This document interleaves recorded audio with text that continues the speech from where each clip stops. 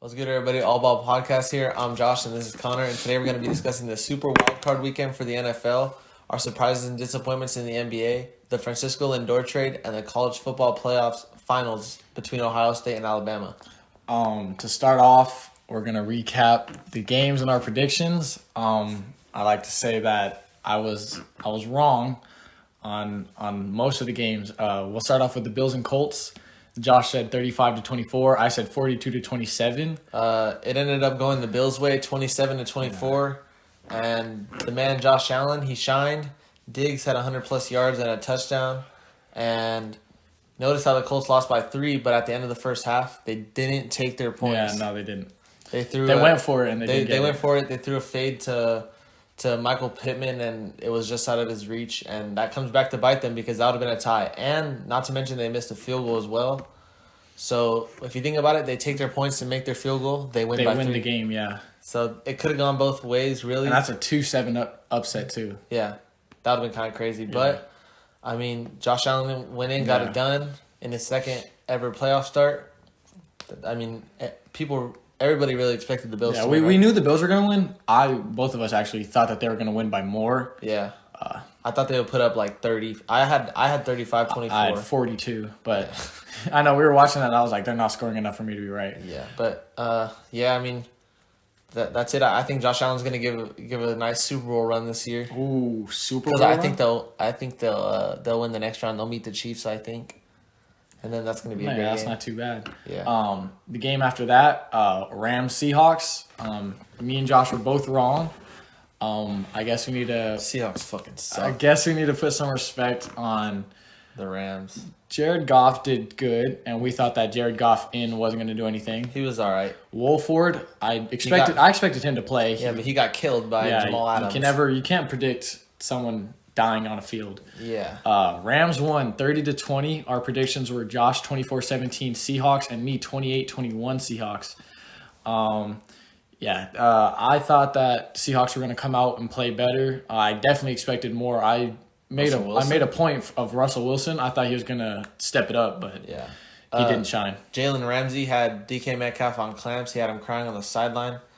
The reason I don't think nobody expected the Rams to score 30 points. Honestly. No, not at all. Cam Akers had 130 yards, and their defense just really stepped up, and they contained Russell Wilson. And they come out with a win. But the thing I'm concerned about them going into the next round is Aaron Donald left like towards the end of the third quarter, and he didn't come back. That's their best defensive lineman. If they don't have the best defensive lineman, it's probably the best defensive lineman in the NFL, best on their team for sure. And I don't know if he's gonna come back for next week. I'm sure he will, but him not coming back in kind of scares Rams fans and me myself. And then another problem for them is the QB because John Wolford got decapitated.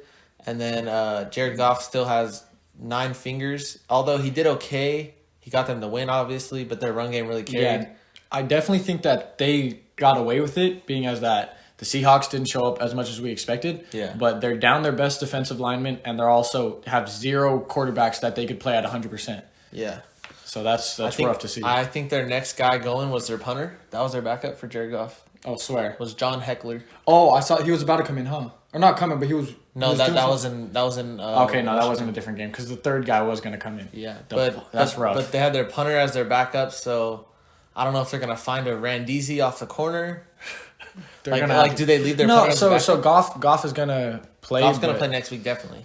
But yeah, But Wolford, injury risk. Wolford, I don't know if he's. That looked bad. The thing is, it looked bad. He went to the hospital. It looked bad, but like when it first happened, he didn't look too phased. Yeah, it looked bad when they had him in the. He kind of sat up and then he was just like, "Where am I?" He definitely has a concussion. He won't play next week.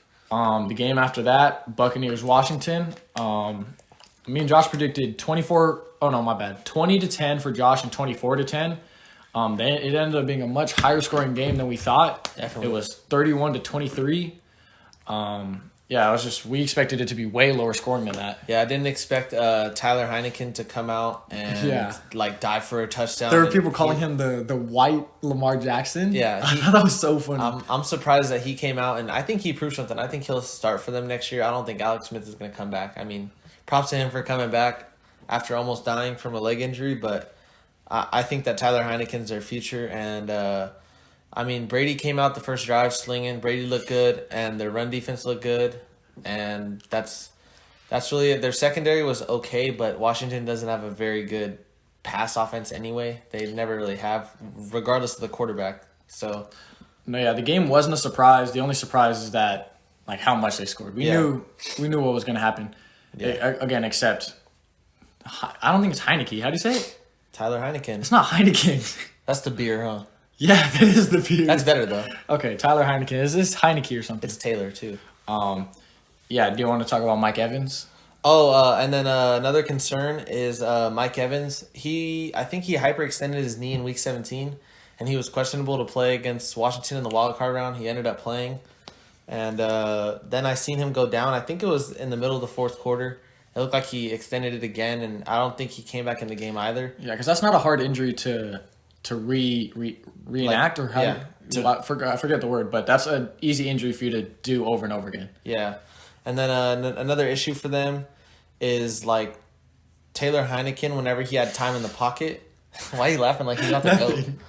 Because it's not Heineken. It's Heineken. Is, though. I don't it's care. like Heineke or something. That's so gay.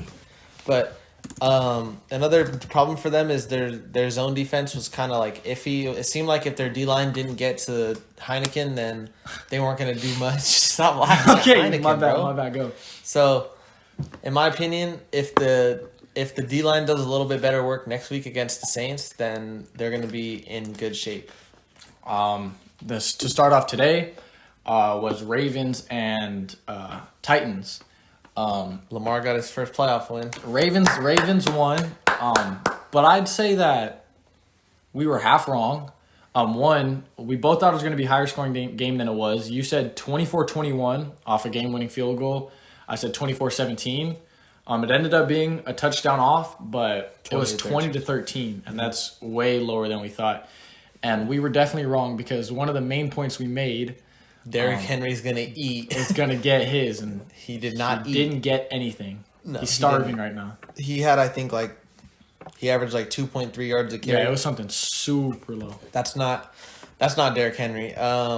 And then Lamar threw. They were down 10-0, but when they were down 3-0, Lamar threw a pick. Yeah, early a super wobbly ball, and it just went right to the defender. And then it was kind of oh no, this Lamar thing is going to continue. He can't win a playoff game. And then all of a sudden they turn it around. They go on a 17-0 run, and they kind of just shut him down from there. And then one of the Titans receivers slipped. They say that it could have been PI when Marcus Peters went like this. Yeah, and then he fell. And then Marcus Peters got that pick once that dude fell, and he basically just put them into the divisional round with that pick. Yeah, and you called Lamar a running back. Still is. And he ran the full length of the field. Yeah, he had 136 rushing yards, something crazy. Yeah, he had more rushing yards than Derrick Henry for sure. He had probably triple. So is he a better running back? Yeah, he definitely did in the playoffs, but yeah, no, that game definitely was we couldn't have predicted that Derrick Henry wasn't going to be Derrick Henry. He looks like a bum. He didn't look like Derrick Henry. No, and then my only concern for them is there was 2 or 3 times where they had second and short and they threw a deep ball. You have Lamar Jackson and J.K. Dobbins. You can literally run for 2 yards. Yeah. There's no point in throwing a deep ball on second and short. And then I remember there was one time it was second and short. They threw a deep ball, incomplete, and then they got stopped on third down and were forced to punt. But if you just throw a short pass or you run the ball, you get a first down. You're not gonna have an incomplete pass if you run the ball. Yeah. And that's their strong suit is running the ball. So I think that they should have stick to the run a little bit more. But they got the win. Lamar got his first playoff win. What else can you say?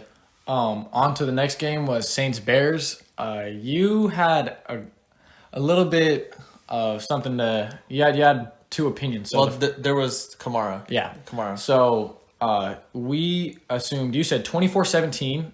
I said, 30-21. If Kamara plays. Yeah. So Saints ended up winning 21-9. That's an odd score. So a lot of my games, I assumed higher. They haven't really been as offensive packed as I thought they were going to be. But then again, in the playoffs, it does tend to slow down a little bit. Yeah. Saints won 21-9. Drew Brees did his thing.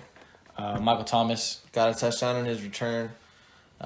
He's still slant boy though. He's still slant boy. Yeah, but I'd like to say in that game, even if actually maybe if Kamara wasn't there, it would have been different. But it would have been a little bit different for sure. yeah, I still don't think the Bears had it. They could not. They had a field goal and they scored like a touchdown in like the last like 3 minutes of the game. I'm sorry, but the Saints defense is if it was like mid game and that drive happens, I'm sure they're not scoring a touchdown. They also had a drop touchdown from Trubisky bomb to somebody in the end zone. I just seen it on Instagram before this, but it literally it went right through his hands, and someone said that if he would have caught that, then the Bears would have won the game. But like you can't say if he caught that. That's terrible. Yeah, that's like if Lamar Jackson was a running back, who would play quarterback? That's if. It doesn't matter. You want to move on to the next one or? Oh no. And then my concern about the Saints is that they have to play the Bucks next week. Oh, okay, yeah. Which they handle them no problem in the regular season.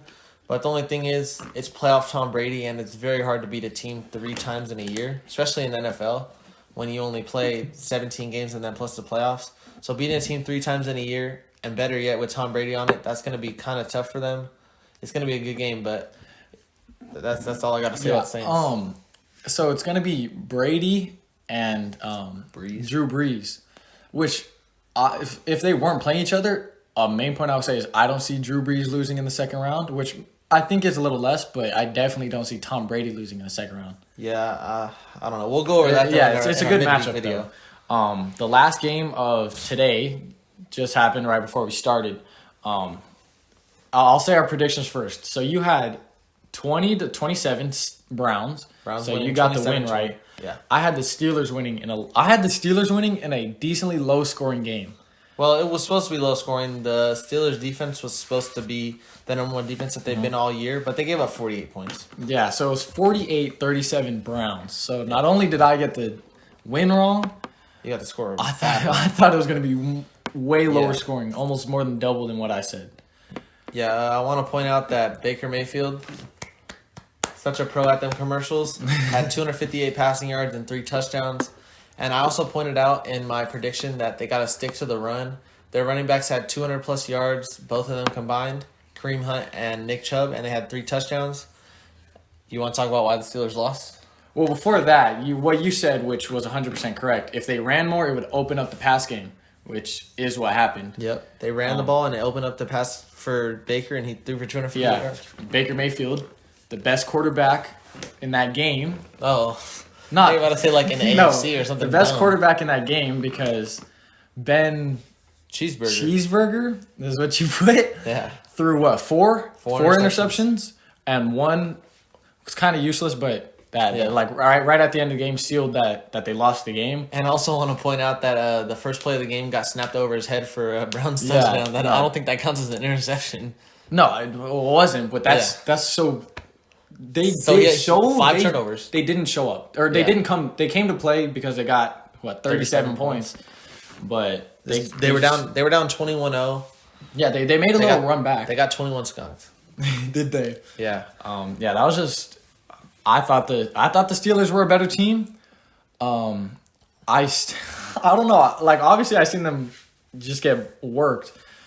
But I don't think that's happening again. But it's unfortunate that's what happened. Yeah. To start off 11-0, and then they were 11. They were 11-0, and then had go everything 1-5. They had everything to 11-0, 1-5. So you end up 12-4. And you have to play your division rival in the playoffs. And I just spit. And you go out and you lose in an embarrassing way because your veteran quarterback throws 4 interceptions. Yeah. But the only thing about the Browns, I have one concern for them, and it's that they play the Kansas City Chiefs next week. Yeah. And the Kansas City Chiefs are a dangerous team, and that game is not going to be fun for them. Yeah, we'll get into that. Guarding Tyreek Hill.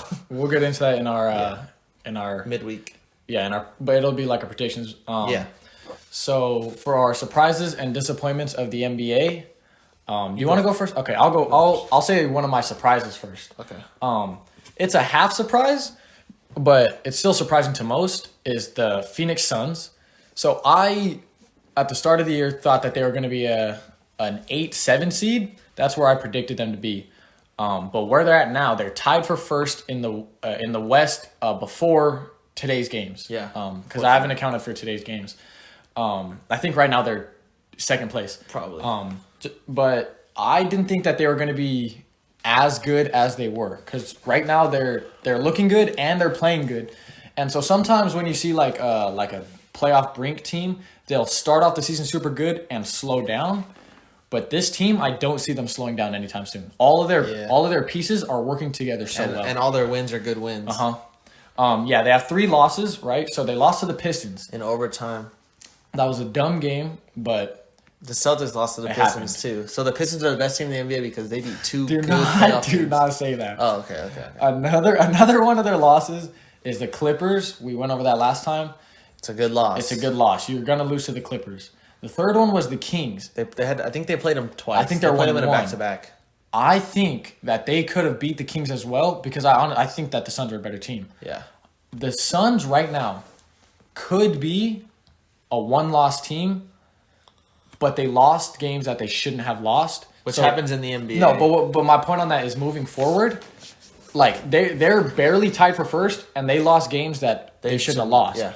So with my logic going forward, they're going to be a better team than even how they look right now. They're going to be better than that. Yeah. Obviously, they're not going to be first seed all year. That's definitely not what I'm saying. They're going to lose more games to teams they shouldn't because that's just how the NBA is. Yeah, but I do think that the Suns are going to be better. At least, and I thought they were going to be 8-7. Right now, they're looking maybe 5th. Yeah. And that's super good for the Suns.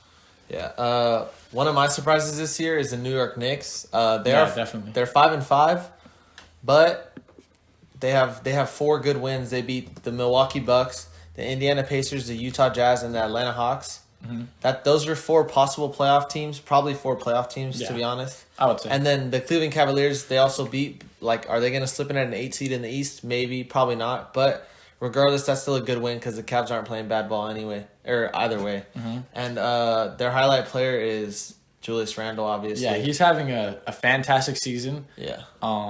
But a lot of that is credited to the usage rate that they're playing him at. Yeah, right now he's averaging 22, 12, and 7. Yeah, no, that's better than Julius Randle's ever been in No, his obviously life. it's better than Julius Randle's ever been. But if you're looking at the power forward position, that's better than everybody. Not probably most people, but who's that not better than? Are we counting Domantas Sabonis a power forward? Never mind. Domantas Sabonis is better than Julius Randle. So yeah, no, I wouldn't say he's the best, but he's having a fantastic season for him being Julius Randle. Yeah. My second surprise, the 76ers. Okay. I put these guys same reason as the Suns. I knew they were going to be decent. I didn't know they were going to be, again, at the start of today, I didn't know they were going to be tied for first team in the East. A couple of their losses, which are, I think they had 3 losses when I wrote this. They lost to the Nuggets, but they had Danny Green as the starting power forward. That was a good game. You're gonna lose that game. Shout out to Tyrese Maxey. Tyrese Maxey had the 39. game of his life. 39. They also lost to the Nets. That's a game you're going to lose. They're the Nets. And they lost to the Cavs with no Embiid. So like the Suns, obviously the Nuggets, they can't control that. They all got COVID or scared or like COVID restriction. Protocols.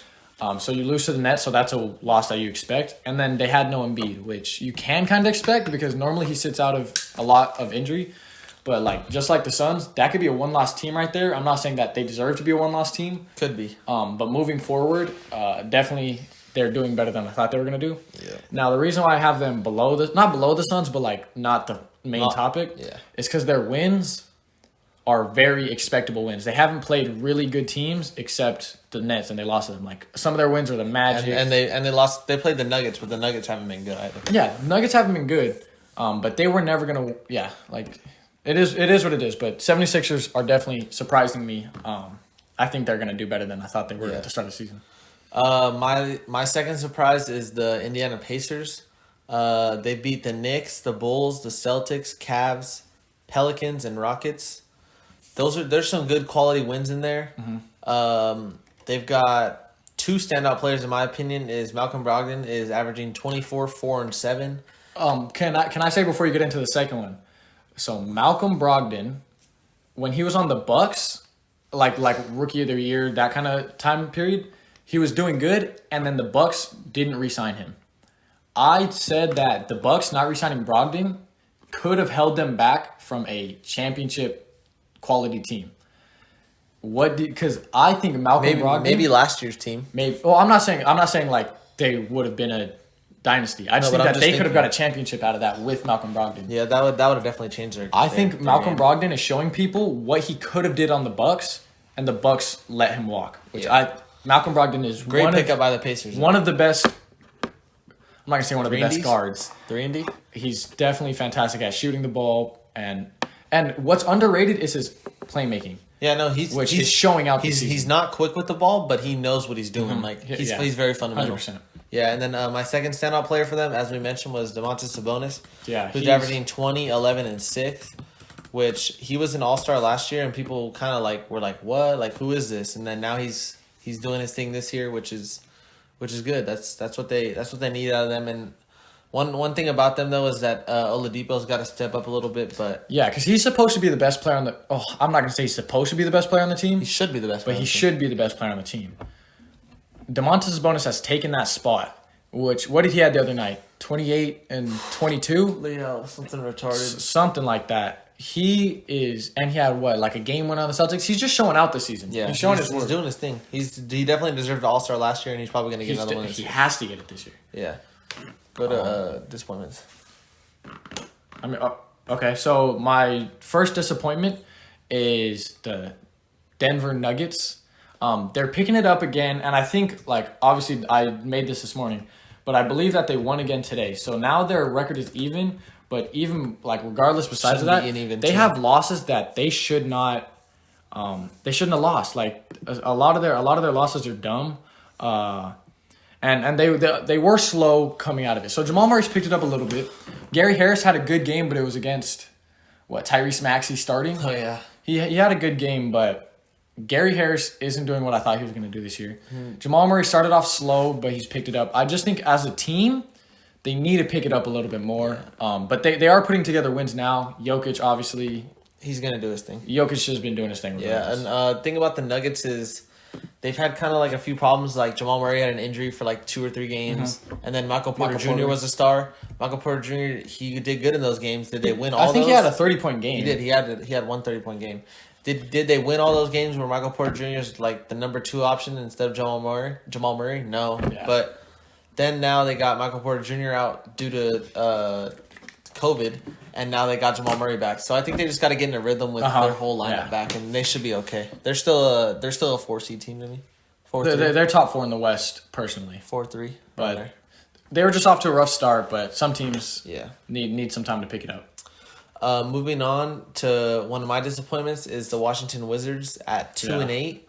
0-5. They started the season. Yeah, they started off 0-5. Since then they're 2-3. So I guess that's not too terrible. Wait, correct me if I'm wrong. They went 0-5. Didn't they win 2 games in a row after that? Yeah, I think so. And then they went 0-3 again. Yeah, their losses are they lost to the 76ers twice, the Magic twice, and the Bulls twice. That's a long Those list. And the Heat and the Celtics and Heat once each. But the Magic and Bulls, I feel like they could have at least split those series, don't you think? Maybe Magic and Bulls, they should be. Maybe even win 2 because I don't feel like the Magic are that much better than the Wizards. A few problems is like they have 0 interior defense, and Thomas Bryant, their center, just went down for the year. That's gonna hurt them. And they're allowing 120 points a game. You're not gonna win very many ball games when you're giving up 120 points. They give up 128 to the Heat. The Heat don't score a lot. Yeah, so their 2 front court players, the main ones, were Davis Bertans and Thomas Bryant. Both of those players have 0 defense, and now they had 0 defense inside, and now they lost Thomas Bryant. They lost 0 defense. Yeah. So. Well, I guess it might be a blessing in disguise. They're probably gonna have Robin Lopez come in, which is a better defender, but Robin Lopez doesn't bring the offense that Thomas Bryant brings. So it's not like their team's gonna get all that much better. Yeah, and I feel like if they improve their defense, they've got their 2 stars, Bradley Beal and Russell Westbrook. Bradley Beal's averaging 35, 5, and 4. He had 103 points in a span of 2 games. And they lost both. Yeah, they lost both those games. Excuse me. And Westbrook's averaging his casual triple-double almost 19, 9, and 11. Yeah. But I think they can pick it up. I think they should pick it up. But what you said is they need to get better at defense. Yeah. Unless they sign someone, their team isn't getting any better at defense. They need to make a defensive sign because Like what the Rockets did, or maybe not the Rockets. no the Trailblazers. Trailblazers. So they have Russell Westbrook, who's been known to be a pretty good defender. Bradley Beal's never been known to be a good defender, right? Rui Hachimura has a defensive presence, but he's not a good defender. Then, like I said, they had Davis Bertans, who is an invisible defender. They had Thomas Bryant. He's injured now, so there's no point. Now, they had Raul Neto, who comes off the bench. No defense. They had Ish Smith, who tries to play defense, but he's not good at defense. Yeah. Garrison Matthews, apparently he dropped 22. It was a quiet 22. I've never. That's the white boy with the tats. That was that random. So his defense has never been talked of before. So I'm sure he's not a good defender. I'd say and then they have Troy Brown, not a good defender. Mo Wagner, not a good defender.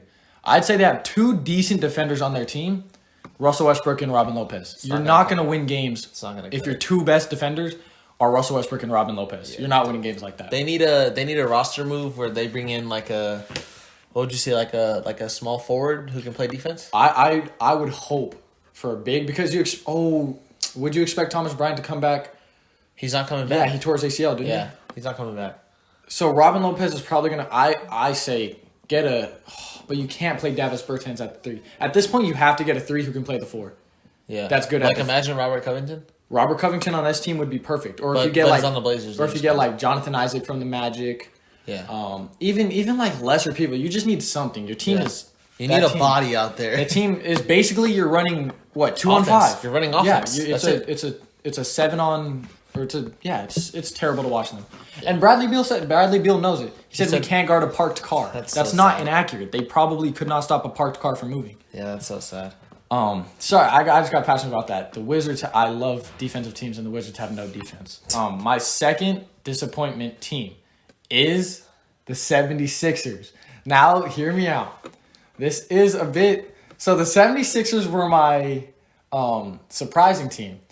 Now, I'm not disappointed in their playing. I'm disappointed in the fact that they all got COVID. Not COVID, but they all ruined their roster. And that's not going to be for one game, huh? It's going to be for a couple games.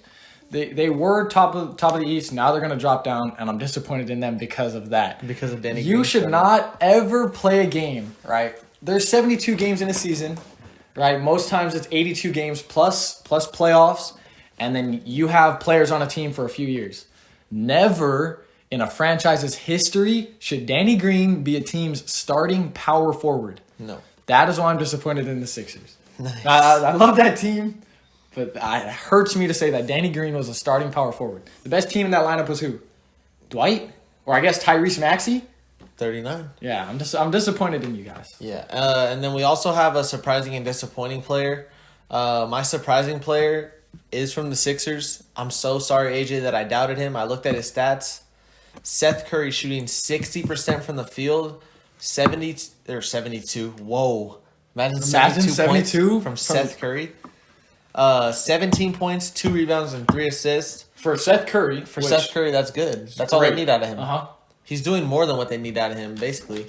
And that's a good pickup for the Sixers. I looked at the stats one day and I'm like, okay, he had 20 points, whatever. But he's averaging 17, 2, and 3. And he's shooting 60% from the field. And that's the bad Curry brother. That's not Steph. I wouldn't say the bad. They're both good players. Okay, but who's better? Obviously. Okay. I was going to say obviously Curry, obviously Steph. But you can't call Seth bad. He's the bad brother. He's the worst brother. He's not bad. Whatever. He's the worst brother. He's not the bad brother. So, from what they're getting out of Steph Curry, from what they're getting out of Curry is all that they expected, or more than they expected, and that's all that they need. You didn't mention your second disappointing team. I didn't. So I'll mention my player. My disappointing player is Eric Bledsoe. So he was in the Drew Holiday trade, which the Bucks won that trade. Eric Bledsoe I thought was gonna do good on the Pelicans just because I felt like his like who he is kind of could be like a Jimmy Butler sort of thing. Didn't work at all. He's not doing good. He's averaging 11, 3, and 4, which from Eric Bledsoe on a team like the Pelicans, you definitely expect him to do. I think he should average like 18. Oh, 18's a lot, but he definitely should average more. he's just not doing anything. And then even like he's always been a good defender, and his defensive presence doesn't even feel like it's that substantial as much as it's always been. Team, though. No, but usually Eric Bledsoe, like even when he was back on the Suns with like Goran Dragic, his presence was still known. I feel like now you see Eric Bledsoe in front of you and you don't even think like let me get it to a better player. You'll take him one-on-one, which has never been the case. Do you want me to go with my team? team? No, before you say that, because I have a runner-up, is not Julius Randle. Whoa, what's wrong with me? Anthony Davis. Now, the reason why he's my runner-up, and I just want to make a quick point of it. Disappointing player, by the way. Yeah, he's still doing good. He's not doing bad. But this is the worst year in recent years, maybe even the worst year of his career so far. Obviously, it's only like 10 games. But starting the season, there were plenty of people that I heard, and as a Laker fan, I like to critique other Laker fans because some other Laker fans are a bit stupid. But there were people saying that he was going to be MVP this year and Defensive Player of the Year this year. Just stupid stuff like that, which I didn't agree with. He's a little like... He's definitely not showing it. He's averaging, I think, around 22, probably about 10 rebounds, maybe even less than 10 rebounds, I think. I think less. I think it's 9 like or 7. Something. Oh, I don't know if it's maybe 8. We'll meet in the middle of 8, somewhere around there. But for someone who got people talking about him being MVP this year, it definitely disappoints me at the statistics that he's getting right now. What's 8.6? Yeah, so almost 9. Yeah, he should be doing better. He's doing good, but yeah, he's not as good as I expected him to be this year. Should I say my disappointing team? Yeah, say your disappointing team. Okay, and then my last disappointing team, which I forgot to mention because they're just so terrible this year, is the Toronto Raptors. Yeah. This is a team that you expected to be probably has to be top 4. Has to be top 4. Top 4 team in the top 4 seed in the East. They've started off 2-6. Their losses are to the Pelicans twice, which I feel like they could have took both those games. Mm-hmm. At least split. At least. Yeah. The Spurs, they could beat the Spurs. The 76ers, okay. Celtics, okay. But that's still like the Celtics and Raptors always go back and forth. It wasn't even back and forth. We had them by like 30 at one point, and then we brought in like Taco Fall. And then they also lost to the Suns and the Warriors. They actually just lost to the Warriors on a game-winning free throw by Damian Lee. But the Raptors got to step it up.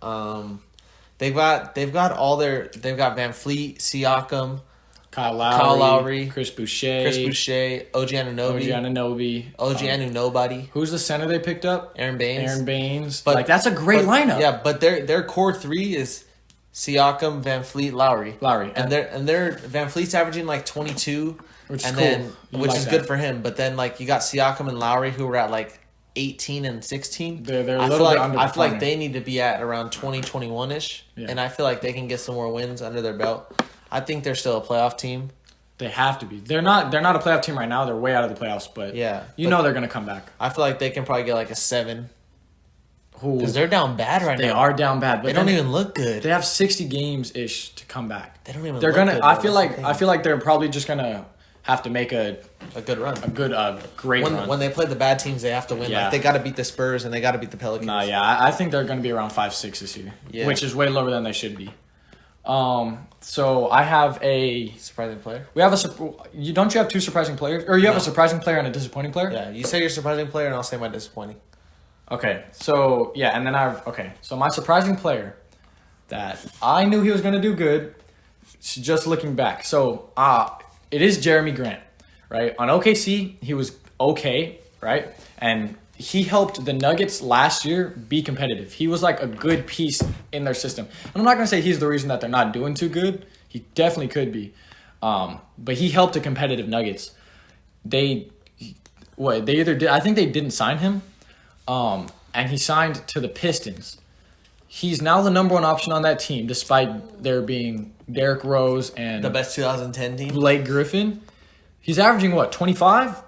So he's averaging so he went from 12-3 last year to 25-6 this year. He doubled his numbers. He is going to win if he keeps it up. He's the most improved player. Most improved, that's what it's called. And there definitely are other candidates, but he's the most improved player. Yeah. Like 100%.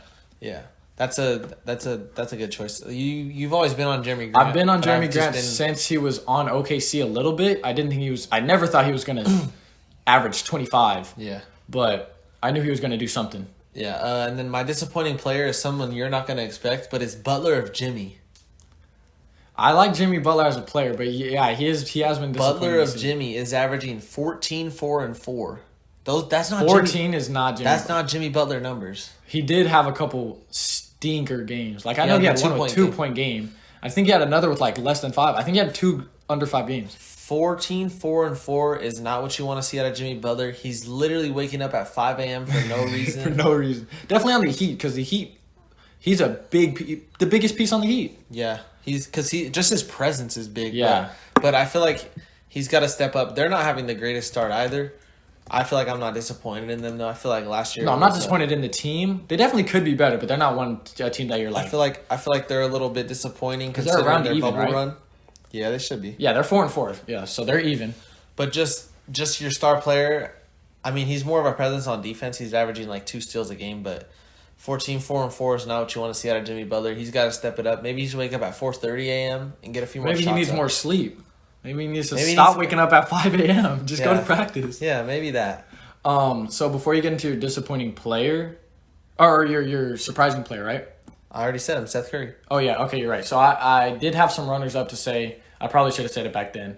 I want to give a shout out to Pritchard. Big Dick Pritch. We didn't think he was. Because as your team because I did not pay attention much to the draft this year. Round 1, pick 26. Yeah, you didn't expect much from Pritchard. I expected more from Aaron Nesmith, the 56% three-point shooter in college. Yeah, so Pritchard ends up with a game winner. And just overall doing way more than... He's averaging like 13. Yeah, he's doing way more than your team drafted him for, especially in the first year. Rookie year. Yeah. So without Kemba, and I definitely think without Kemba and Jeff Teague not being all that, Pritchard has room to show his worth. And I think that was a perfect situation. Kemba's about to come back, and he already solidified. Yeah, no, he's gonna get bench minutes. He's gonna get bench minutes. He might start getting more minutes than Teague pretty soon, if I'm being honest.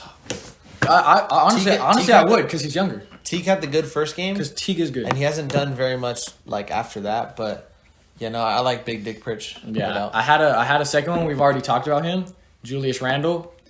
No one expected him to put up numbers that he's putting up. Yeah. We already went over that, so we won't go over it again. Yeah. But Julius Randle on the Knicks is definitely higher than we thought. Yeah. Moving on to the MLB offseason, we had one big trade. So the trade was Lindor and Carrasco from the Indians to the Mets for a bunch of different players. For 3 minor leaguers and Ahmed Rosario. Ahmed Rosario is literally the most casual infielder you will ever see. Yeah. So where does this put the 2 teams at for you? The Indians are no longer gonna really compete. They got the Twins, the White Sox in their division. Those are 2 teams that are better than them in their division. The Mets, this puts them... Before the Mets, correct me if I'm wrong, the Indians are getting younger. The Indians are getting younger. So they're rebuilding. They're selling their players. So they've been trying to get rid of Lindor for the longest. I've heard rumors to like 7 different teams at least. But this puts the Indians probably like at a 70-win team, assuming they play a full season this year, which 81 and 81's even, so they would probably go like 11 games under 500. I can see that. And then the Mets, they've gotten better. They got James McCann at catcher now. They've got their squad that they had from last year, and they added Francisco Lindor at shortstop and Carlos Carrasco as like a number 3 or 4 starter, which is good for them. You wanted to say something about the how this relates to Mookie Betts trade? Oh yeah, so it's a lot like the Mookie Betts trade because they got him for a year? A year, and they're probably going to re-sign him again next year. It's a lot like what the Dodgers did with Mookie Betts. Yeah, which I can see that, and then adding Carlos Carrasco, nobody expected him to be in this trade, but that's another arm for the Mets, and they're not going to sit there and complain. They weren't very arm heavy last year. They didn't have Stroman. Jacob deGrom carried his weight as always, but yeah. And then one last thing, I don't have it on our notes, but the Padres were in talks with Fernando Tatis for like, did I show it to you? No, you told me about it yesterday, but I forgot what it was. It was like 10 years or 13 years, $380 million which is absurd because he has not played a full season. He's played a 60-game season where he had a hot like month and a half and then a bad last month and a half. And then he had a hot like first like 3 months to his rookie season, and then he got hurt for the rest of the season. So negotiating a $380 million deal with someone who, of course, I believe he has a bright future, but I don't think that he's $380 million right now because he hasn't played a full season. No, yeah. So it's a big risk. It's risky considering they already have 2 big contracts with Hosmer and Machado. Especially for a contract that long. That big and that long too. Yeah, not necessarily the money, but he could be injury prone. You don't know. Like, what if you sign him for 10 years and you get 4 years worth of games? It's useless. Yeah, and especially for $380 million, that's insane. Yeah. So that wraps up the MLB. College football playoffs. The finals. The final game is tomorrow between Ohio State and Alabama. So what we're doing predictions. Yeah. So I'm sure we both have Alabama winning. I'll say my score first. Go for your score. Okay. I've got Alabama winning. They've just got too many weapons. Clemson didn't abuse Ohio State's secondary like Alabama will. I'm gonna go. It's gonna be high scoring. It's definitely gonna be high scoring. I'm gonna go. 100%. I'm gonna go 48-31. Okay, so that's what 48. That's 17 in between. 48-31. See, that's rough because I do think it's going to be closer. That's the thing. I off face value, I think it's going to be closer than that, but I do think Alabama is a decent amount better than Ohio. What they have the running back who can jump over human beings. They had the Heisman winner. And then they got their quarterback was in the Heisman run too. Mac Jones, I believe his name is. Okay. Yeah. No. Regardless, 48-31 is good. I think they might try to. That's the thing. I think it's going to be lower scoring than that. Okay. But still high scoring. Maybe like 40, 42 or 45. I'll go with 45 just because I do think it's going to be high scoring to like 36. 36, okay. So he's got a 9-point game. I've got a 17-point game. I know. It might really be a 17-point game, but for some reason But they told Ohio they weren't supposed to be there. Yeah. No, that was Clemson. Clemson told them that they weren't supposed to be there. No, but regardless, the players were they have it in them to prove people wrong. Yeah. I definitely think they're going to come out and do better than people expected them to do. So that's the only reason why I got it so much of a close score. This game, honestly, I think Alabama's going to win regardless. No, they're going to win. They have too many weapons for Ohio State's defense to handle. But the thing is Ohio State going to be able to stop Alabama is the question, because they were able to stop Clemson because they ran RPO peak zone bubble every play. But Alabama won't do that. They're going to throw deep bombs. They're going to abuse the secondary of Ohio State, which hasn't been very good all year, nor have they played really anybody. But like I said, I've got 48-31. Connor's got 45-36. 45-36. 45-36. I'm not going to change that. Yeah. All right, well, that's going to wrap it up for today, guys. Make sure you guys like and subscribe. Share with your friends. With your Zoom calls, your mom, your dad, your dog, cousins, your grandparents, people you meet at the store. Share with everybody you see. Yeah, that's going to wrap it up, guys. We'll see you guys later on this week for our midweek video. Yeah, okay. We'll catch you. Look how mad he is. I hate when Maddie looks disappointed. Good, everybody. All About Podcast here. What's good, everybody? All About Podcast here. What's good, everybody? All About Podcast here.